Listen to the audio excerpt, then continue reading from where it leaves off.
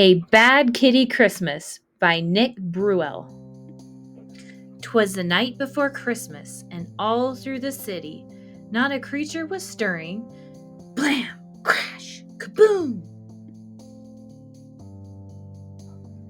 Except for Bad Kitty. How did she get here, you may ask yourself? It's a very long story. I'll tell it myself.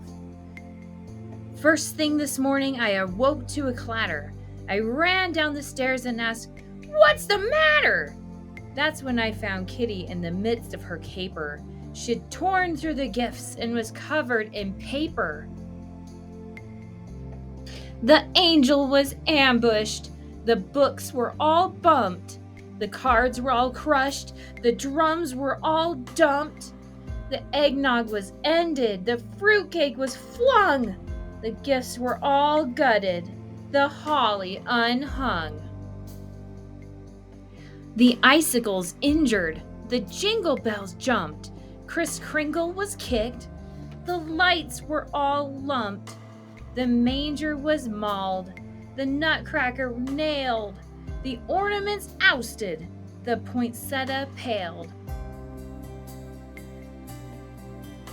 The quiet was quashed, the ribbons ripped up, the star was sent swirling, the tree was tripped up, the unicorn uglied, Vixen was vexed, the wreath looked just wretched, and the xylophone exed.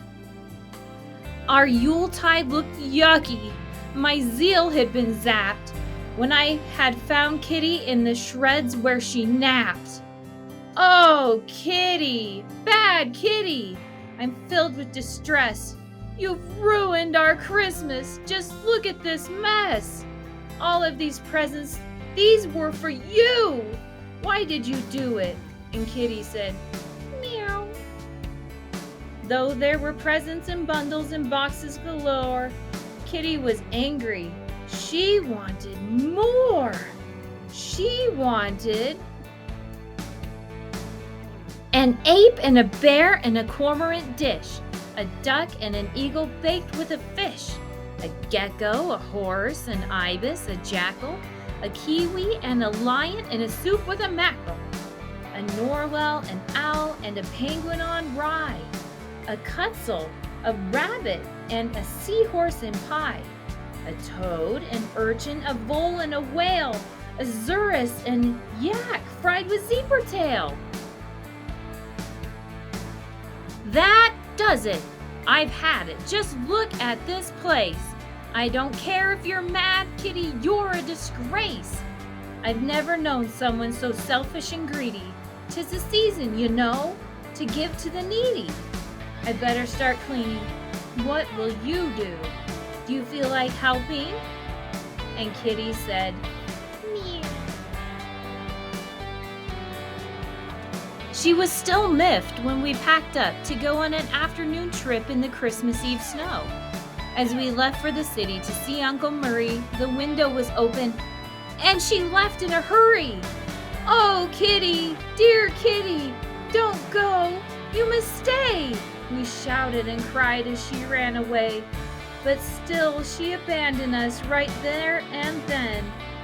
We thought that we'd never see Kitty again. Oh no, not Puppy too! Come back, come back!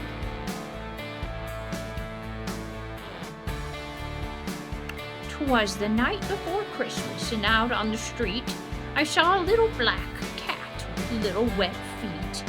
She sat in an alley, a path dark and scary. She didn't look jolly, she didn't look merry. She looked so alone as she sat there and pondered, as if she was lost and unsure where she'd wandered. And then she began to meow and to bellow. She cried for a while, until I said, meow, wow, wow, wow, wow. Hello, what do we have here? A little black cat. Don't you have a home? Let's look into that. There, little cat, it'll be all right. You shouldn't be out on this cold, wintry night. I'll take you upstairs to dry off your fur. Would you like some food?" And this kitty said, "Purr." Now my home's a bit empty. Why, it's practically bare. But I still have a little, and I'm happy to share. I grabbed a clean towel to dry off her back and set down a plate with a small, tasty snack.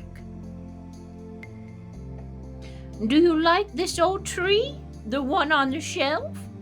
Did you know I adorned it all by myself? You won't see any tinsel, not even one light. It only has photos. They're all black and white.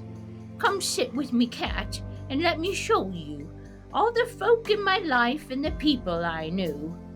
Here's my Aunt Agnes with my brother Bobby, with dear cousin Clancy and his daughter Dottie. That's Edgar, the elder, with my father Frank, next to grandmother Gail and my husband Hank. These are my in-laws, Ike and Ilana, with their two juveniles, John and Johanna.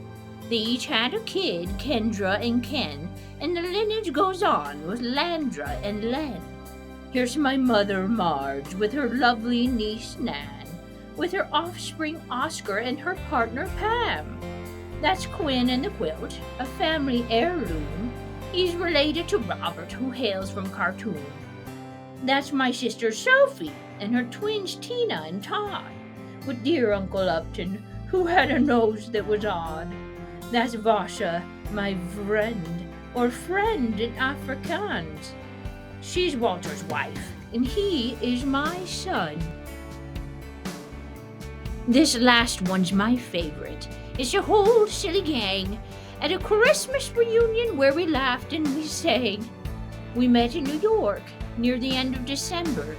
I wrote on the picture so I'd always remember. On here it says, Xmas 1962. We're spending our Yule at the Central Park Zoo. This cat looked entranced while I patted her fur as she stared at each picture there before her. You should know, cat, that I'm still quite content with only this tree that looks slightly bent. I may not have jewels or a car or a yacht, but I still have my memories, and that's quite a lot. Little cat, this is what Christmas should be. It's not about stuff from a big spending spree. It's not about presents all over the place. It's not about food or stuff in your face. Like Hanukkah, Kwanzaa, and Eid, you see, Christmas is all about family. Home's where the heart is, that's what they say. So I'll bet your poor heart feels miles away. Don't fret, little cat, wipe off that tear. If we can't find you home, then you could stay here. But I could tell she was homesick. She wanted more. And that's when we heard a scratch at the door. There's someone to see you, you lucky black cat. I think that he knows where your home is at. Like a furry black flash, she flew out the door. She was moving so fast, she did not touch the floor. So I guess you'll be leaving, I said with a sigh. I'm so glad I met you. Tell your folks I said hi. So I sat in my chair and put my tree in my lap and settled myself for a long winter nap. I was happy to know she had a home of her own. Too bad I'd be spending my Christmas alone. But just when I started to slumber and snore, again I heard something scratching at my front door. This cat had come back, like she had something to do. What do you want? And Kitty said, Mew, mew. 'Twas the night before Christmas. We were all filled with regrets as we sat in our seats, missing our pets. The house seemed so empty without them around. I wished and I hoped they were both safe and sound. Then on to the door there arose such a knock.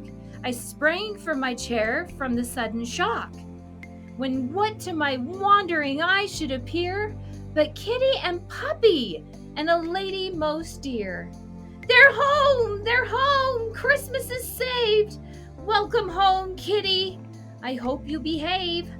And thank you, dear lady, for bringing them back. I hope that you'll stay for a late Christmas snack. And she did, don't you know? In fact, she moved in. Some friends are like family, and she became kin. Up there is her photo. It's high on the tree, wrapped snug in the branches for all to see. So Kitty is home now. I think that she'll stay. She's gone off to bed to end this long day. This story is over. Now that everything's right, Merry Christmas to all, and to all a good night.